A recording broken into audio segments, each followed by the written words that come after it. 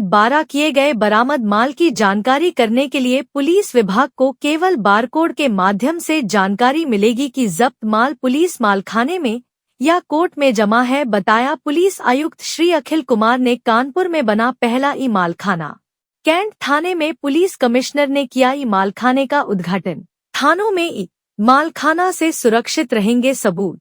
ई मालखाना management system से बरामद माल की जानकारी का डाटा होगा तैयार।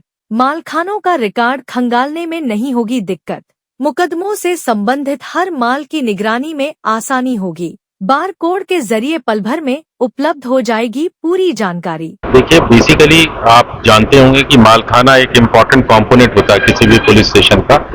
जो ट्रेडिशनल तरीके होते थे उसमें हमारे जो मालखाना रखे रहते थे उसको एक रजिस्टर में उसके प्रविष्टियां की जाती थी और उसको एक लिखकर उस पर फिजिकली लिखा जाता था कि वो मालखाना किस प्रॉपर्टी से रिलेटेड। ई मालखाना में जो मेन चीज है कि जो इंटायर डॉक्यूमेंटेशन है वो डिजिटाइज हो गया है और उसमें कोई भी ऑफिसर कहीं भी बैठे, जो उसका सुपरवाइजरी ऑफिसर है, वो देख सकता है कि वो मालखाना कहाँ है और उसकी पूरी चेन ऑफ कस्टडी पता लग जाती है कि अगर वो मालखाना में है या कोर्ट में प्रोड्यूस है, उसकी लोकेशन, फिजिकल लोकेशन क्या है।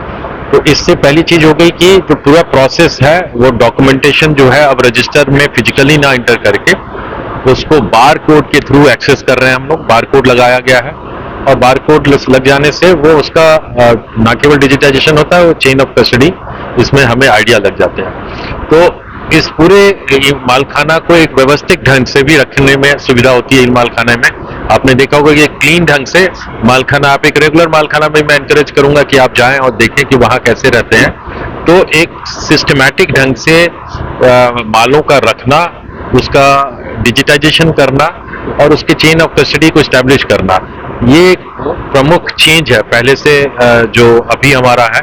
इससे हमारे कोर्ट में हमारे मालों को समय से प्रोड्यूस करना, उसके माध्यम से हम पैरवी करना और केसों का त्वरित निर्णय कराने में भी मदद मिलेगी। क्योंकि कई बार ऐसे होते थे कि माल है कहाँ, इसी को ढूंढने में बहुत टाइम लग जाता था। तो इसमें ये सब चीजों में सुविधा मिलेगी। मालखाना क्लीन भी हो गया है। बहुत सारे इस पूरे प्रोसेस से ये भी पता चला कि बहुत माल निस्तारित थे और वो पड़े हुए थे, उनको भी हम लोग डिस्पोजल कर पाए।